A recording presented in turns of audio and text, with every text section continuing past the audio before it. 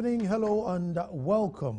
Now today we are talking about Ghana's economy heading for a crash.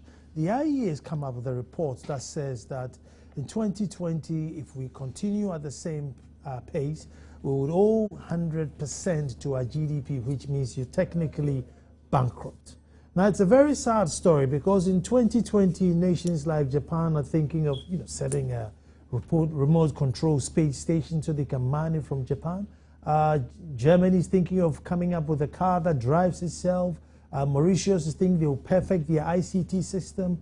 So in 2020, we are contemplating whether we would even have money to survive as a country. However, the government says that, listen, I am borrowing the money for viable projects which will pay for themselves. So maybe in 2020, these projects may not pay for themselves and indeed will be yielding profit, just like the Akosombo Dam is doing. What actually is the story with regards to our financial status? And that's what we are going to discuss today. But to set the premises, well, my name is Nanan Sakwa and this is PM Express. With me in the studio is Sydney Casely-Hayford, a financial analyst, and he can tell me if indeed the nation is going to go bankrupt. But before I go to my brother here, I have on the phone Dr. Kwachi from IEA, who came up with the report. So let's get their premises from where they get these figures from, and then we set the ball rolling. Hello, Dr. Kwachi, and welcome. Yeah, thank you. Thank you very much for joining us. Can you please speak up a little bit? I will try to speak up a little bit. Is it any better? Yeah, I hope so. Good. Doctor, with regards to the report that IEA has come up with, that if we continue at this rate by 2020, we'll be broke. Now, the government is saying that they are borrowing for viable projects which will pay for themselves. Have you taken that into account, or how do you arrive at your premise? Well, it's always difficult to be able to match exactly, borrowing and the end use of the resources. That's always very difficult to match. So I'll not say that we've been able to match the loans exactly to whether they are going to projects or into consumption or whatever. But we look at the aggregate level of borrowing, of loans, and then of the debt, But of course, it is true that if the loans are going largely into development projects, then it's not a bad thing. But as I said, that kind of matching, we've not been able to do that because you need information to be able to isolate, the debt. I mean, what is the loans, what is going into development projects and what is not going into development projects. But you see, the thing about governments everywhere is that they may have these good intentions. So we are borrowing for development projects. That's what we are told all the time. Mm-hmm. But I'm sure that if you go and examine exactly where the loans are going to, for every development project, there's a chunk of the money that goes into administrative expenses. And that's not exactly, development. So we are looking at the aggregate figures and saying that even notwithstanding what we are using these loans for, the levels are such that we should all be alarmed, because the levels suggest that, we cannot go on like that to continue to live beyond our means. If you are an individual or a government, you see, you cannot go on, to live with beyond your means because, eventually, it will catch up with you. And that's exactly why we are warning that we cannot go on as business as usual. We need to be able to rein in the debt because eventually it will cripple the economy. That's what we are saying. Dr. Kwachi, I know that there's a sugar mill that's been, coming up. There are hospitals, there are 200 schools, there are numerous roads that are coming up. Generally, won't all these things together, boost the economy so that they get revenue to pay back these loans, and therefore 2020 may not be so bad? Well, look, you know, the projects can even be separated into two categories. Mm-hmm. Those that are, they have very high economic returns, so we can call them economic projects. Some of them may even be social projects in the sense that they may not yield immediate economic returns. Mm-hmm. You know, so we can even go into that kind of distinction. A school, for instance, may not yield immediate economic return. But of course, you need to educate your people, you know, build human capital, and you will yield benefits, you know, in the future from that. Immediately, you may not be able to quantify the returns. Yes, we accept all those distinctions, you know, but still, let me make the point that, you know, it's still not advisable to be borrowing at these very high levels, because the fact is that whatever you are borrowing for, you will service it maybe in the immediate future before you even start to yield to gain the returns, you know, yield the benefits. You have to service the debt. And then already the servicing cost of the budget is too high. It's even higher than the development budget. Mm-hmm. Okay? So as a macroeconomist, I will even look at the government claims that, they are spending most of these loans on development projects. But I then look at our development budget, and I'm seeing that our capital expenditure is a mere 5% of our GDP. Mm-hmm. To me, that does not tell me that, you know, we are spending a lot on investment. And the interest payments alone is something like 6% of GDP. You know, so yeah. Whatever we are using these loans for, if I'm paying more interest than I am spending on development projects, every economist will tell you that that is not a good situation to be in. Well, if we are spending the monies on development projects, I expect, you know, the development project to rise to 10% of GDP, you know, mm-hmm. more than what we are spending on even on interest costs. Then I'll be convinced that, you know, we are making a lot of investments, and therefore, you know, we'll yield the benefits in terms of growth and be able to service the debt, you know, down the line. No, is there not a cutoff point where, you know, obviously you borrow to build a lot of stuff, and then, you know, you need to pay back on some of the things, like you said, won't yield immediate payment, you know, things like, you know, energy, roads, bridges, runways that have been upgraded. Those things don't yield immediate comeback, but obviously you need to pay back. So there will be a time where the money you spend on development may not be as high as the ones you're paying back on the ones you have already done. Yeah, fine. I think you have made this argument, and I believe, you know, I mean, governments always make these arguments. It's not just this government, you know, I mean, previous governments, you know, also make these arguments. You know, that's fine. But we are saying that even we can look for alternative sources of resources.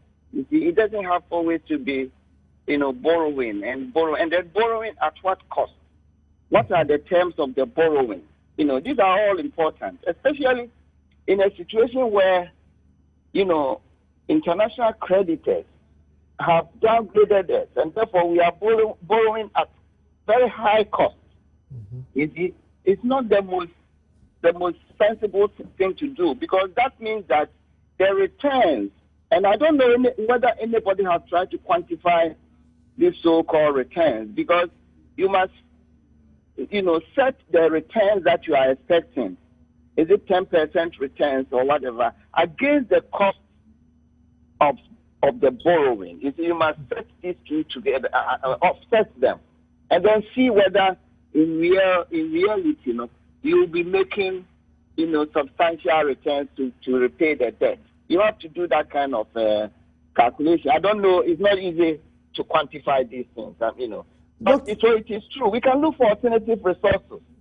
It will not always come cheap, but we are not even collecting enough revenue. Okay. That's one area. We are not collecting enough revenue.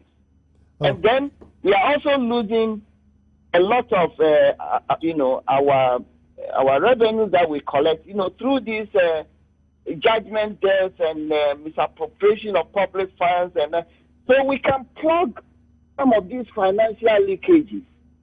We don't, in fact, there will be no justification for us to even impose more taxes or go out there borrowing when we have not plugged, these leakages. So what we are saying is that we don't have to resort to this borrowing. We can even look for alternative resources. Thank you very much, Doctor. That's very insightful. Thank you. I want to come to the studio and talk to my my brother. I think one salient point he raised, which sort of put a hole in my argument, was that the amount that we spend on infrastructure and the amount that we are borrowing doesn't match at all, because if we're saying we're spending a lot of infrastructure, then if must say, I borrowed 10 million and I spent 8 million on infrastructure, or maybe 10 and 11. So I mean, that's where the deficit is. But I'm saying that could it be that previous infrastructure is being paid for? That's why. Well, when you say previous infrastructure is being paid for, bear in mind that by the time any road development or school development, a building block, a school block gets completed, you've already financed it, okay? So you've converted the money you borrowed into the building. So now you have the building, but you're still paying the interest on the debt that you took, and you're still paying back the capital that you borrowed. So your building might be there, but you're still having to pay for the money that you borrowed. Now, the reason why Dr. Kwachi says what he has to say, and he asked the question, has anybody actually even done the economic return on such an investment? You need to look at it very, very critically, because there are social investment projects, there are economic activity projects. Take a simple thing like a school block. Let's say we build a school block, but we borrow 100,000 CDs to build the school. Now we have the block, and we've put 500 students into that school.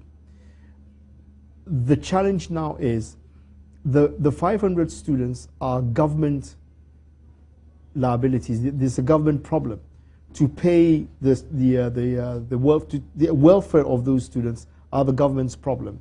Those children, as you're educating them, are not giving you back anything in economic return. They are going to mature and come out of the school in about another 20 years. So you're not going to get any return on them. They don't start getting a job and paying their taxes for you to get anything back for another 20 years. Those types of programs are not going to give you any benefit if you put so much money into them, but they are important and they are necessary, that you must have those particular projects. So that's one side of it. The other side of it is if you build a road, we've been talking about the Eastern Corridor Road for a long time. So you go and you build the Eastern Corridor Road. Now you go and borrow, I'm tired.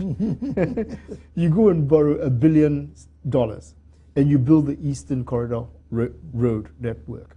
Now you expect that because you've built the road, people who live in that area, especially in the farming community, are going to bring the produce to the areas where trucks will pick up the produce and bring it to the urban centers where the per capita income, the affordable disposable income of the city dwellers is enough for them to be able to make a return.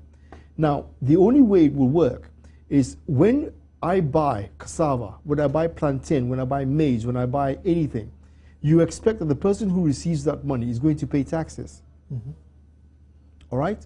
So if they don't pay taxes, then you don't get any return back from that economic activity for which you have purposefully built the road. So all of this ties back to how we are able to collect the taxes from the economic activity or from the economic infrastructure that we have developed. One of the things that Dr. Kwachi said very clearly is that we're not even collecting enough revenues. And the reason why we're not collecting enough revenues is because we haven't put in place adequate systems to be able to collect money from those who have income. I always use this example that if you look at a coconut seller in Accra, the coconut seller, who sells about 100 cedis worth of coconuts every day, makes a profit of about 50 cedis a day on what he has. And that's his disposable income. That's his taxable income. If he sells coconuts for 20 days, he makes 1,000 cedis. Now, ideally, he should be paying taxes on that 1,000 cedis. Anybody who earns more than 1,440 cedis per year in this economy is supposed to pay taxes. But he doesn't pay any taxes because we haven't set into place the system, the process to collect the taxes from that person. So it doesn't matter what economic activity you create, what infrastructure you create. If you don't get that money back, you are definitely not going to see anything coming through. So we are in a perpetual cycle of borrowing money and getting grant support from our donor community in order for us to be able to carry on the habits that we have created. And that habit is the habit of borrowing in order to be able to fill a gap, and then borrowing some more, robbing Kwesi to pay Akwili. And that's all that we do. Now, if you want to keep doing that, yes, but at a certain point, your donor community and those who are helping you are going to say, hold on, no more. We can't do this. The people who you go to borrow money from, the banks, and the domestic market where you and I buy treasury bills and we expect to be able to generate something, at a certain point we're going to get fatigued and we're going to say, look, I can't keep on doing this. I need other investments, I need other yields, and I need better returns to what I'm doing now. I'm not that risk conscious anymore. I need to be a little bit more risky so I can get more returns. So I'm not going to go the safe route of the treasury bill. I'm going to go down the other route. Now, that is a doomsday scenario where everything can come to an end and it can collapse. But economies don't work that way. Where there are pockets where people are not generating income, other pockets are kicking in and are doing other things else. Your ability to channel and redistribute the income that you get into the profitable and better economic centers is what gives you the ability to be able to do more as you go forward. I think we've been joined by Mr. James Kluche Abeji, who's MP for Ketu South and also chairman of the Finance Committee of Parliament. You're welcome, sir. Thank you very much, and good evening to your listeners. Good evening, Castle Airport. James, how are you? All, yeah, I'm fine.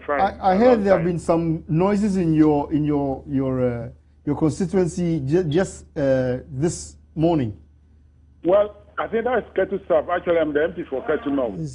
Ketu North, not Ketu South. So we got it wrong. Yeah. Okay. You got it wrong. Yeah. All right, you're excused. Thank you. Well, James, I mean, you're a member of the Parliamentary Finance Committee. So the first question is, I mean, are we broke or are we getting broke? That's a very good question. We are not broke. But we are getting broke?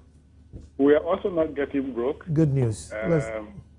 So, answer to your question is that no, we're not broke and we're not getting broke. Okay, all the financial analysts, seem to point a finger at the fact that at the moment we are broke and we are heading towards severely broke. That we've borrowed at the moment, we are about 70% to our GDP now. And per the current trend, which means by 2020, which is just round the corner, will be 100% of GDP, which means, you can't service your debt. And it seems to be plausible because we are spending more than we are earning, and that's elementary. We all know that. So there should be a cutoff point where we don't spend more than we earn. Maybe you can enlighten us. Yeah, good. I think that the only recommendation that I got from the IEA is that there should be a legislation to set up a limit of our deficit. But unfortunately, they've not been able to tell us what that deficit level should be.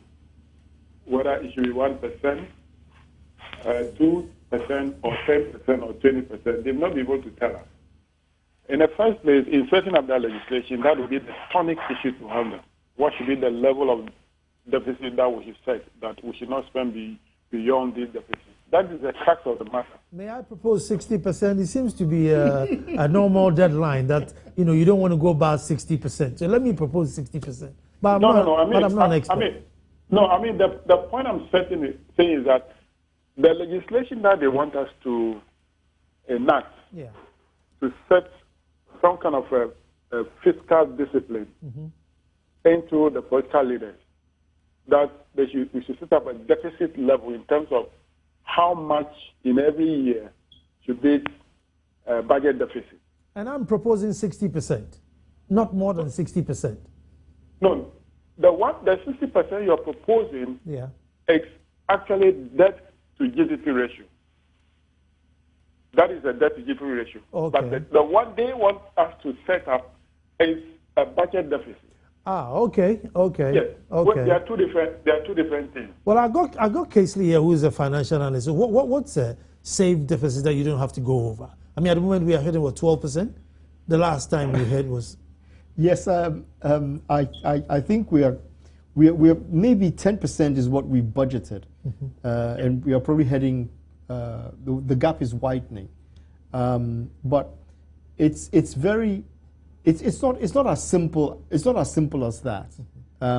You can set a cap, yes, and you can choose your 10% or your 5% or your 6%, but government programs cannot be sacrificed at the expense of a rigid debt ceiling.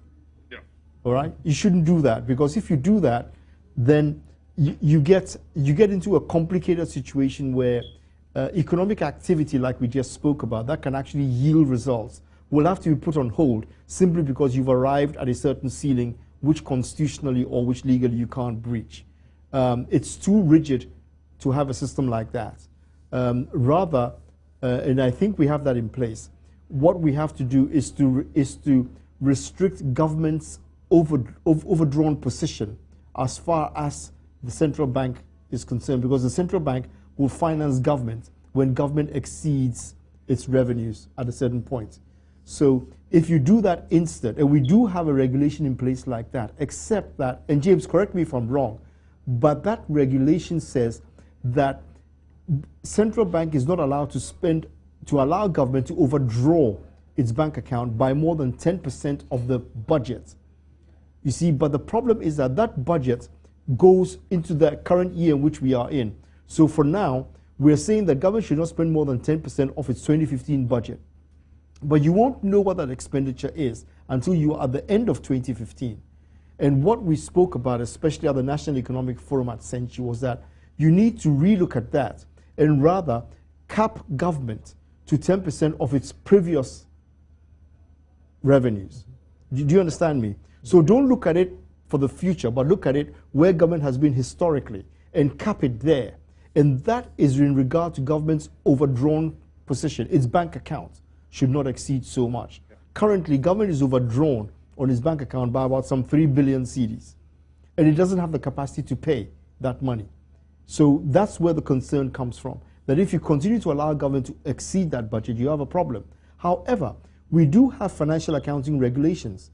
And those financial accounting regulations are supposed to ensure that nobody within the consolidated fund and other ministries, departments, and agencies overdraw their budgetary allocation at all. It's supposed to be within the budgetary allocation, which implies that your ceiling, your budget deficit is already capped. Because if the finance minister comes and says, well, this year we are going to exceed our revenues by 8 billion cedis, and that's what I'm proposing. So you have that ceiling set. However, if the various ministries, departments, and agencies and government machinery exceed that 8 billion, then they have broken the financial accounting, the financial administration regulation law. That's right. All right? So what you want to do rather is to stop them from breaking the law and make sure that when the budget deficit is set, they can't go beyond that. So impliedly, you do have that cap already in place, and I don't think you need additional legislation to do that. Let me, James. See, we had the Flagstaff House, going well over what they were supposed to spend. Ministry of Sports went over, NADMO went over, government machinery, came I think at 600 million. Yeah. So I mean, clearly, we don't want to cap government expenditure or government projects, but these were almost impunitive. Well, I think that the issue about the Office of Government Machinery or Office of the President overspending, as was said last budget time, was actually out of place. But I work on the government machinery budget. Okay. And for September 2014, what the government machinery has spent as of September was 62% of their budget for 2014. Over or now, off? No, off. 52% of the budget, which means that they have not even reached 100% of the budget. Okay, okay. So that information was wrong information. Okay. And I do not think that we should blame the Office of the President for that. But if I should come back to the earlier point, I agree with Kesley that setting up a legislation and said, let's have 2%, 10%, 8% budget deficit might not solve the problem. Because when I was reading the IES report, and I said, that is a solution, that is the only solution that they are proposing. That will not solve the problem, because the questions arises as what? How about the role of our citizens in terms of fulfilling the obligation to the state? Kenley was making a point about, how do you call it? The coconut seller, yeah. Yes. That is a obligation on the part of the coconut seller. So let's be talking about what mechanisms that can we put in place in order to ensure that anyone who earns an income pays tax to government. How about the many demands that are coming from our people for development projects? If our domestic revenue, in the first way, some people are earning taxes and they're not paying, they're earning income and they're not paying taxes. For that matter, not enough revenue is coming to government. Yet there's pressure on government all the time for development projects that are coming from our people. James, what do we say about that one? James, is it not government that has to police to make sure these revenues are paid? Because willingly, nobody wants to pay tax unless they know there are consequences. Yes, I know. It's a duty of government to ensure that everybody who earns an income pays tax. That is why I said I agree with Kesley from the beginning, that let's begin to talk about how we can do it dispassionately, without politicization. And my next question was that, how about politicization of all issues in this country? Now, you all know that we have two major parties in this country. Yeah. While Party A, that is in power today, is bringing out measures to ensure that revenue is generated for the state, probably targeting a particular constituency of people, income earners, like Kesley put it, coconut seller. Or let's even go beyond that and go to artisans, a carpenter, a mason, a steel bender, electrician, plumber, all of them. They earn a lot of income. But how many of them are paying taxes to government? Let government make an effort and want to target these constituencies of people, and so that we can get more revenue from this. You'll see how the other Party B, who is yearning to come to power, will capitalize on that and do politics of it. So I think that the IES should come up with a solution and say, hey, this is the point we have reached in our development as a country, that over the years, the cycle has been going round and around and around. We go to the IMF for bailout. They come to strengthen the economy for us. We stabilize the economy. They leave the scene. We go back to the same thing and we go back to them. When at all are we going to break that chain? So that whenever we stabilize the economy, we build on that. The question is that when the IMF people come and they give us conditionalities, don't we go by that conditionalities? And when we go by these conditionalities, don't we get a result? Now, why is it that when they go back or they leave, we don't continue with those conditionalities or those systems that they have put in place for us, but we go back? Because sometimes the pressure that we have and the too much politicization of issues that we have in this country. James, so I think that is my point. And it's good that they have come out with all this, but I say that they should just go beyond only legislation and talk about what we should do to ensure that we earn more revenue for government, because that is the issue. Once we cannot generate more revenue and our expenditure is exceeding the revenue, we will continue to have this problem about deficit and how we should be borrowing to finance our development project. James, can the status quo continue? No, it cannot continue, because if we continue, then the cycle continues like that. We are saying it today, 16th of February 2015. Mark it somewhere. If we don't change, 10 years down the line, we'll be sitting at the studio again and saying the same thing. IES is giving us 5 years. You're saying 10 years. So we should say that if any government that is in power and saying that, look, these are class of people who have any income, let's target them and get tax from them. Let's not politicize it. Before I bring Kingsley in, I mean, when you sit at the committee, I mean, are things as bad as we hear, or is the media blowing it out of proportion? No, at the committee level, no, they are not as bad as the way media put it. Because when we are looking at the 2015 budget, the minister proposed that he's going to overspend to the tune of 8 billion Ghana cedis, which resulted into about 8.5 budget deficit. And that is something that we think that coming from about 9% or 10% the previous year to 8.5, if we should go according to what we have in the budget, then it's something that is coming down. And the proposal is that up to 2017, we should come to about 3.5%. So it does not look too bad when we look at the budget. But you know that these are all estimates. They use about $98 per barrel in estimating the petroleum revenue. Look at where we are now, below $60 per barrel or $60 per barrel, which means that a lot of revenue shortage is coming from that angle. So the 36 billion that was budgeted to be collected in a year, we will not realize that. If we stick to the 44 billion expenditure in the budget, it means that the deficit will not be the 8.5 or the $8 billion. The deficit will be more than that, depending on what the shortage in the petroleum sector is. So this is the issue. So when we see all these issues, the media should rather help us.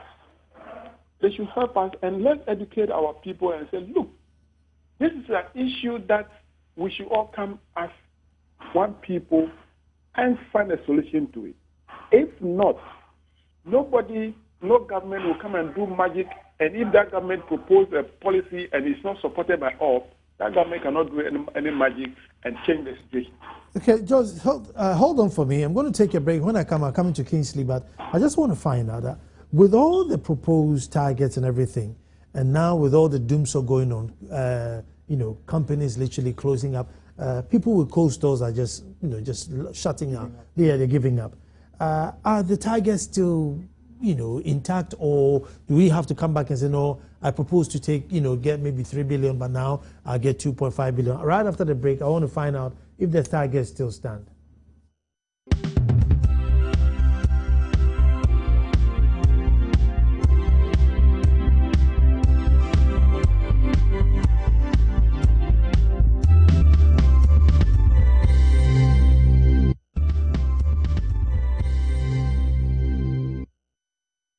The nation grinding to a halt, overburdened with just borrowing. Well, the government seems to think, no, it's not as bad. The media is just blowing things out of proportion.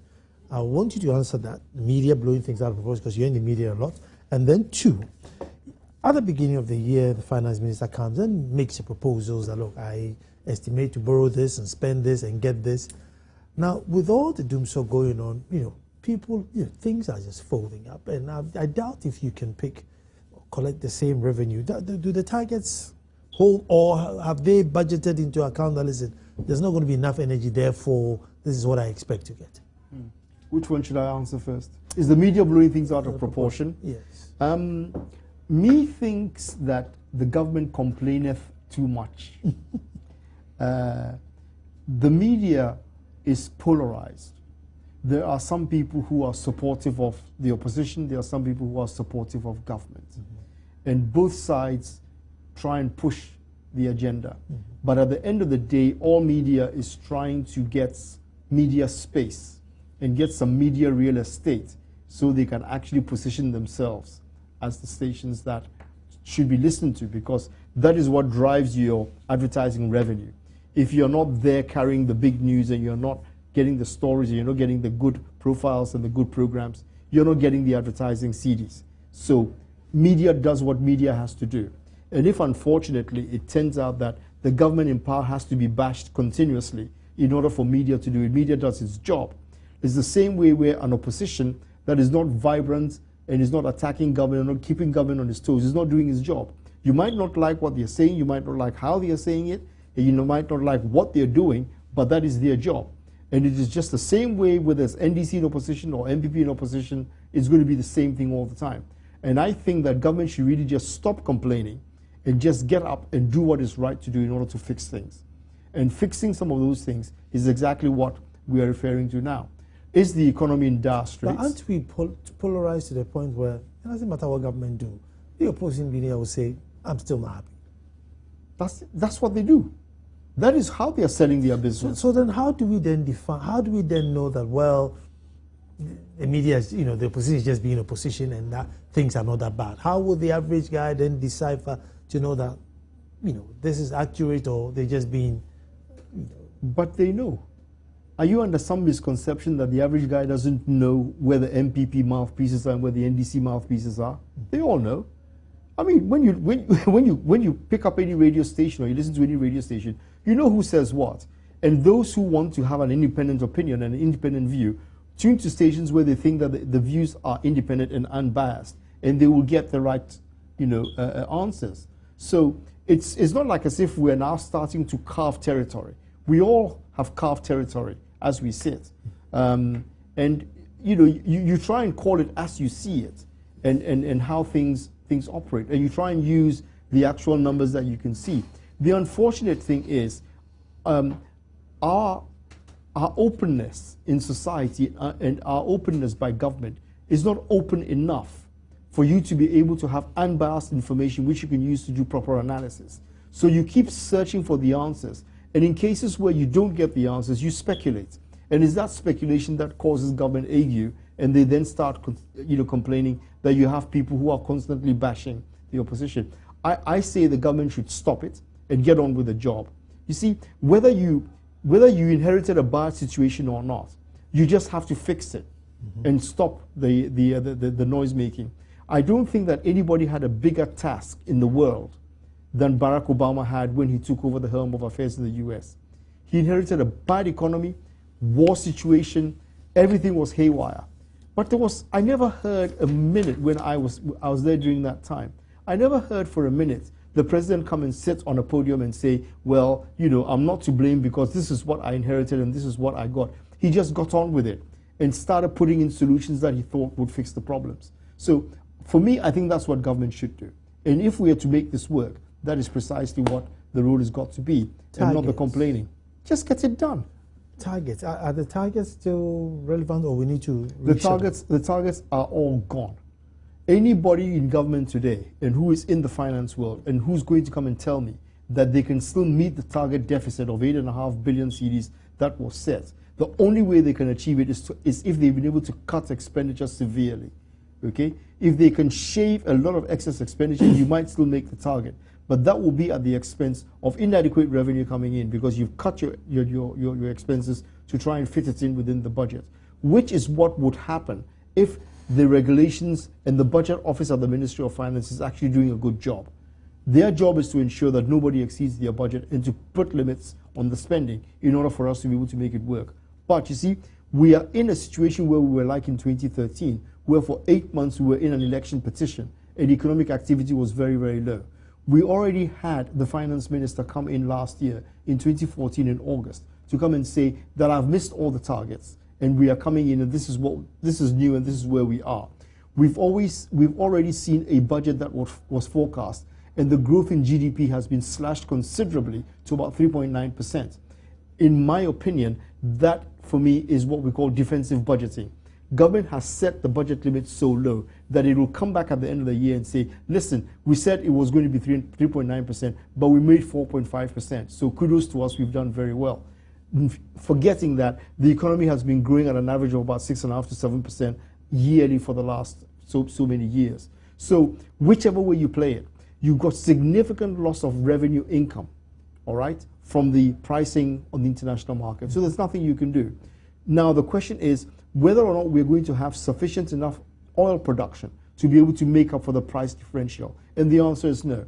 Because we thought we were going to do 120,000 barrels a day. We're doing something in the region of about 100,000 barrels.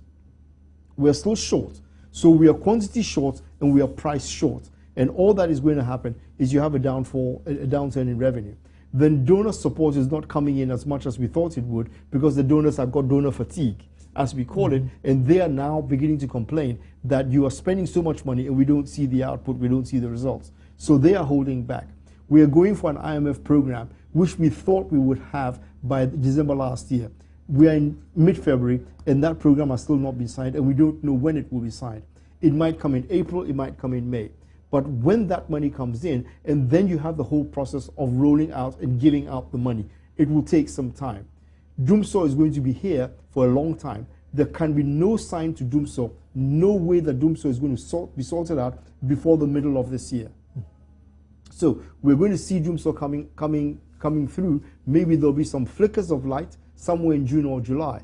The reason being that you need the rainfall to get Akosombo to pick up. Akosombo's low level is a significant downturn in the amount of energy supply that we can get.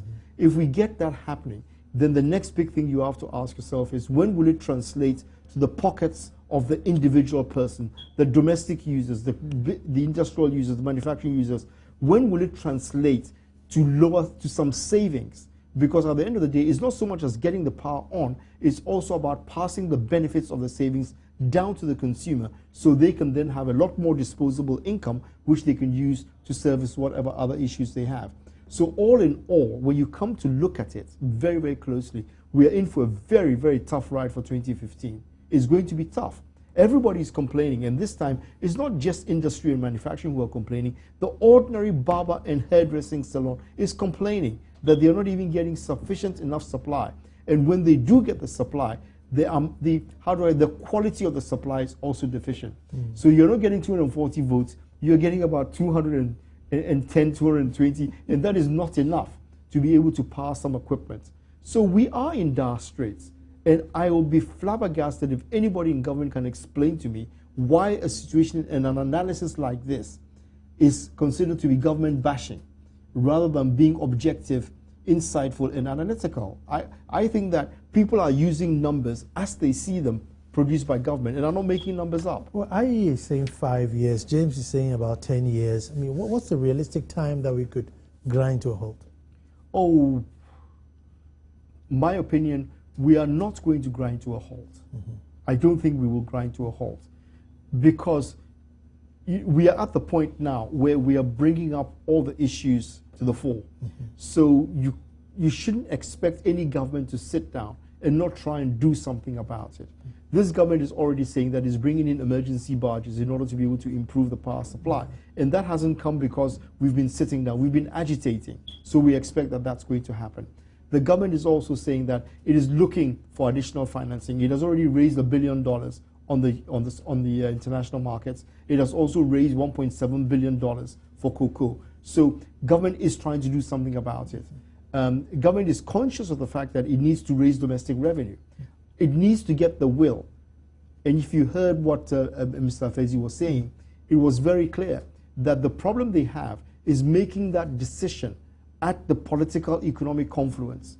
Where do I get to at a point where I say, well, I can't allow the politics to keep overswaying the economics. I have to bite this bullet, and irrespective of what people say, I must tax them in order for me to be able to get the revenues I need to deliver my programs. So we need to get to that point as well. And everything now is being forced. And despite the criticism of the press is doing its job by bringing all of this to a head. Let me take a quick break here, and then when we come back, we close. But I wonder, sometimes I just want to find out, sometimes we hear like the flyover, Kwame Nkrumah Circle, the Brazilians come in, they bring their money and build it. Is it part of the loans that we are talking about, or that's a different set of money? I mean, is it? Stay tuned.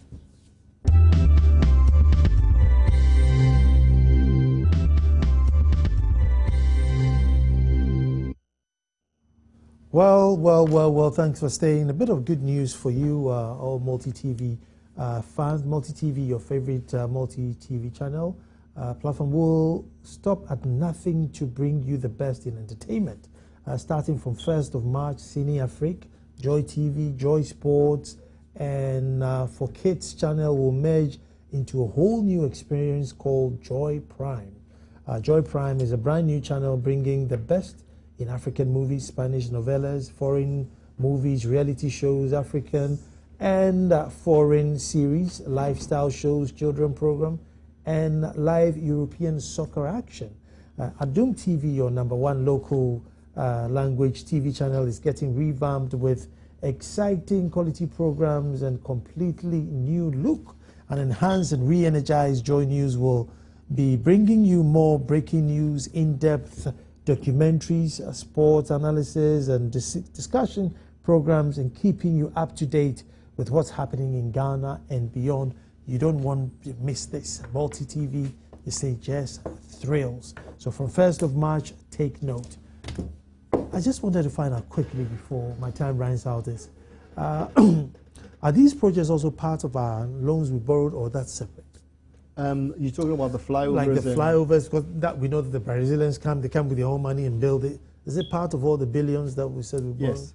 Now, I heard Felix Kwachi-Fosu on Kaba's show today saying that the amount borrowed is 21 billion total and not 27 billion. You know, so which is which?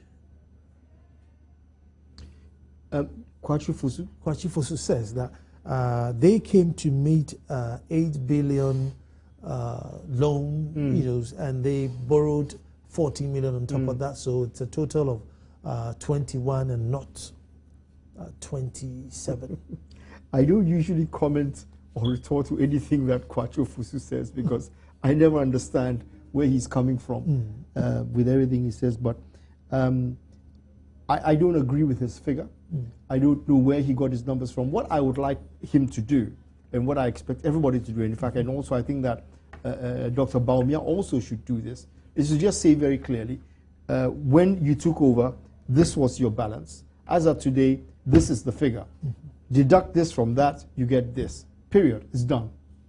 You don't need to then go and tell anybody anything. People just have to dispute the fact that the numbers you have given me are incorrect. Because right now, we don't know what their starting and closing points are. And I don't know where their figures are. You see, what you don't hear people saying is that the debt that we have is not just the international money that we have borrowed. It's not the fact that we've borrowed money to do the Kaswa interchange or the Kumasi airport or the flyover. It's also domestic debt. It's the amount of debt that we owe because contractors have not been paid. Vendors who have provided money to government have not been paid. There's a significant amount of that. Then there's also the statutory payments that government has not been able to meet because it has diverted money into other areas. And then, of course, you've got interest. At any one point in time, interest paid is very different from interest to be paid. All right? So you might arrive at today, and you know that you've paid 2,000 or 2 billion CDs in interest, but you have missed about 6 or 7 payments down the line, and those payments are now due, so you need to add that to your debt stock. When you do all of those calculations and you come up with the figure, the GDP, the debt to GDP ratio, which everybody likes to quote, all right, is closer to 73, 74%, and not the 65 or 70% that everybody's trying to put out at the moment. I mean, those numbers are available from the Controller and Accountant General's financial reports that they produce for government. So you don't need to go very far. These are government documents that you can pull up and that you can use. And if you pull those, we are way above 70%, or else we are close, to the mid 70%, 75% point.